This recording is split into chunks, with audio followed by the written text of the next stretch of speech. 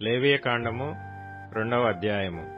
ఒకడు యెహోవాకు నైవేద్యము చేయనప్పుడు అతడు అర్పించునది గోదుమ పిండిదై యుండవలెను. అతడు దానిమీద నూనె పోసి సాంబ్రాణి వేసి యాజకులగు అహరోను కుమారుల యొద్దకు దానిని తేవలెను. అందులో నుండి యాజకుడు తన చేరతో చేరెడు నూనెయు చేరెడు గోదుమ పిండియు దాని సాంబ్రాణి అంతయు తీసుకొని యెహోవాకు ఇంపైన సువాసన గల హోమముగా బలిపీఠము మీద అందులో ఒక భాగమును జ్ఞాపకార్థముగా దహింపవలెను. ఆ నైవేద్య శేషము అహరోనుకును అతని కుమారులకును ఉండును. యెహోవాకు అర్పించు హోమములలో అది అతి పరిశుద్ధము. నీవు పొయ్యిలో కాల్చిన నైవేద్యము చేయునప్పుడు అది నూనె కలిసినదియు పొంగనిదియు నైనా గోదుమ పిండి అప్పడములే గాని నూనె రాచినదియు పొంగనిదియు నైనా పూరీలే గాని కావలెను. నీ అర్పణము పెనం మీద కాల్చిన నైవేద్యమైన ఎడల అది నూనె కలిసినదియు పొంగనిదియు నైనా గోదుమ పిండిదై యుండవలెను. అది నైవేద్యము గనక నీవు దాని ముక్కలుగా త్రుంచి వాటి మీద నూనె పోయవలెను. నీవు అర్పించునది కుండలో వండిన నైవేద్యమైన ఎడల నూనె కలిసిన గోదుమ పిండితో దానిని చేయవలెను. వాటితో చేయబడిన నైవేద్యమును యెహోవా యొద్దకు తేవలెను.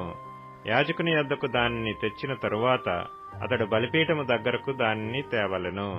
అప్పుడు యాజకుడు ఆ నైవేద్యములో ఒక భాగమును జ్ఞాపకార్థముగా తీసి బలిపీఠం మీద యెహోవాకు ఇంపైన సువాసన గల హోమముగా దాని దహింపవలెను.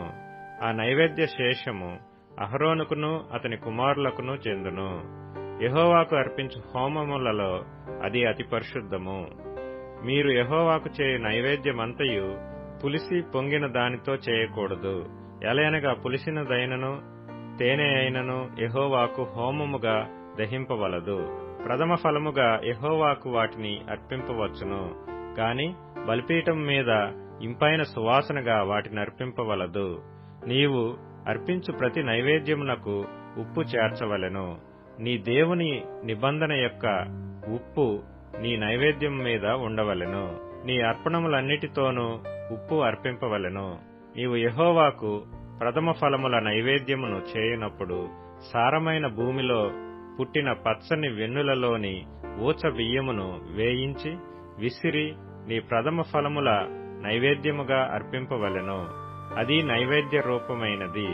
నీవు దానిమీద నూనె పోసి దానిపైని సాంబ్రాణి వేయవలెను.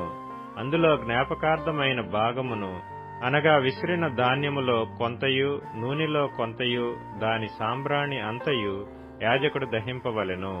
అది యెహోవాకు హోమము.